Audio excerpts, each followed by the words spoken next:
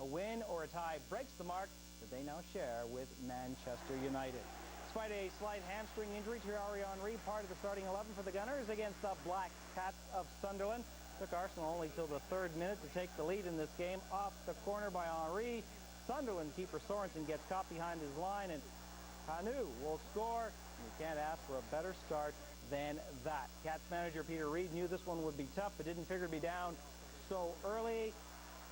Well, make that 2 as the Gunners make this look easy. Vieira to Lundberg, back to Cole, and his cross is put in by Kanu, who certainly can do. Another look at the cross by Cole, measured it perfectly. Sorensen, no chance to stop it, and that's his 2nd of the game. Even Robert Pires was impressed, and he's still just weeks away from his return. And as things weren't bad enough for Sorensen, gets run over by Henry in the 12th minute, and he would have to leave this game on a stretcher. Last few minutes of injury time in the first half. Arsenal strikes their 3rd goal of the half as Thomas Myra will stop Wiltord Shop on the doorsteps. Captain Patrick Vieira, who heads it in. No doubt about the outcome of this one, as if there was after the 3rd minute of play. The Sunderland wall, not much of one, and then the players just don't react once beaten. Arsenal, 63% possession of the ball.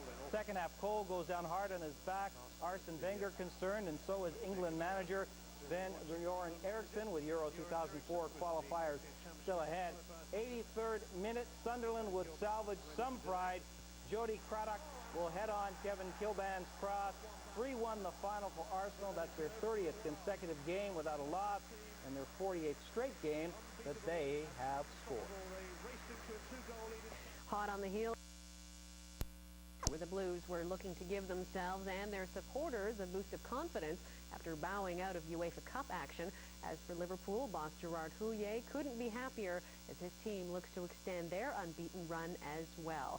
Michael Owen and Emile Heskey have 5 goals between them, and boy wonder would love to add to that. 14th minute, Graham Lassau's corner kick. The ball's cleared away but picked up by William Gallas, who fires one just over the crossbar. A slow start to this one has no good chances for the Reds until the 39th as Sami Hyypiä lets one fly at Carlo Cudicini, but he pushes it up and over the crossbar. Best chance for the Reds, and a nice play by the Chelsea keeper. Second half, Ranieri makes some changes. Edgar Gudjohnsen in for Jimmy Floyd Hasselbank, but the Reds keep coming. Steven Gerrard will find the iron on this strike. Gerrard shakes his head in disappointment, but it appears Cudicini gets a hand on it to help it miss the net.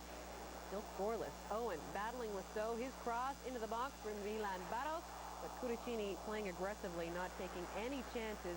Barros frustrated, no doubt. 79th minute, it's Barros again. Red fans on the edge of their seats. He's got a clear shot at the goal, but he fires over top.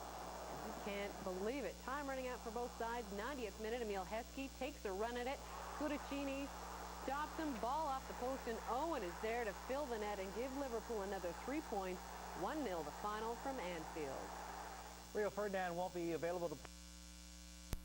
And the Baggies, looking to end a 3-game losing streak, open the scoring with a goal from Slovak international Igor Balis. Good stop by Gibbon. No, he hasn't stopped it. It's gone in. He got a big piece of it. Later in the first half, Balis will be called for playing the ball back to his keeper. That gives Newcastle a free kick from inside the box. Shearer! He found a gap. Alan Shearer tying the game at 1, and in the second half, Shearer scores the winning goal as Newcastle beats West Brom 2-1. Solano, Shearer. Goal given.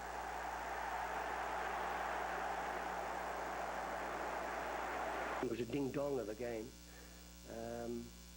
but we have a big resolve here. Again, we've come from behind, and it wasn't easy for us, and we chugged away, didn't give it up, like we did last year on many occasions. We're behind, played to the last minute, had a resolve in the team to, to overcome a deficit and go on to win a game. Next up, Middlesbrough taking on Bolton, looking to extend their winning streak to 4 games, and they would with a 2-0 victory. Ugo Ehiogu is the scorer and gets his first of the season. Job helps it on. Boxic. And the flag stays down, and there are 2 through here.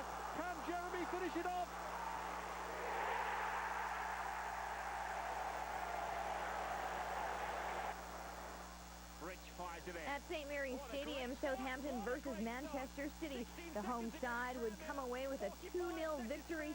Southampton's Brett Omerod handling the scoring with goals in the 2nd and 43rd minutes. Saved by Schmeichel, but put in by the arch poacher.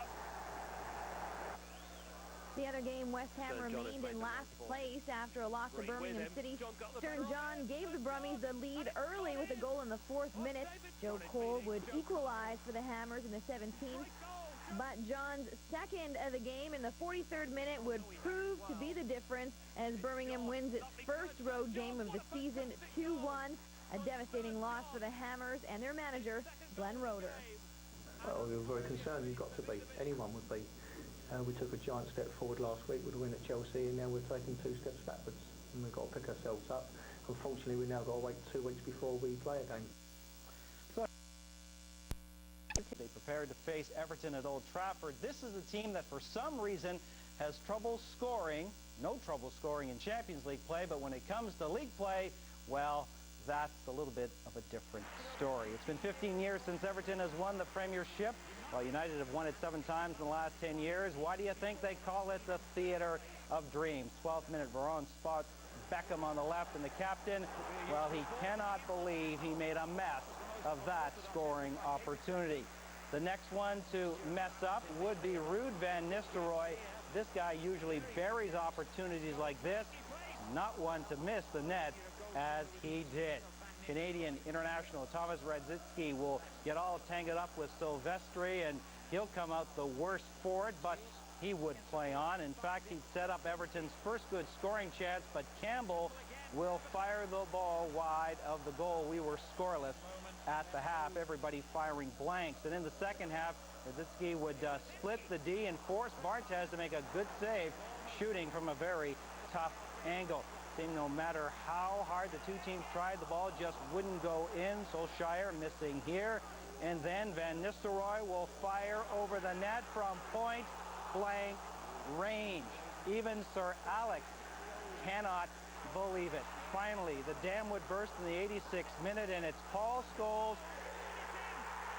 And the floodgates would open for United. Ferguson behaving like a schoolboy after that first goal. Then Everton's David Weir would be red-carded for his foul on Solskjaer in the box.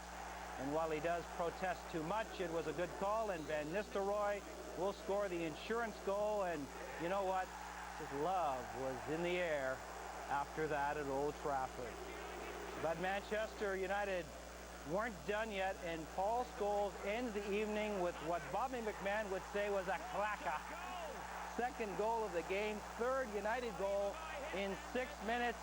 3-0 was the final. It was a great result for United, but it was a long, long, long time in coming, as David Beckham tells us. Well, we knew if we kept on going, we'd get the chances. Just a case of putting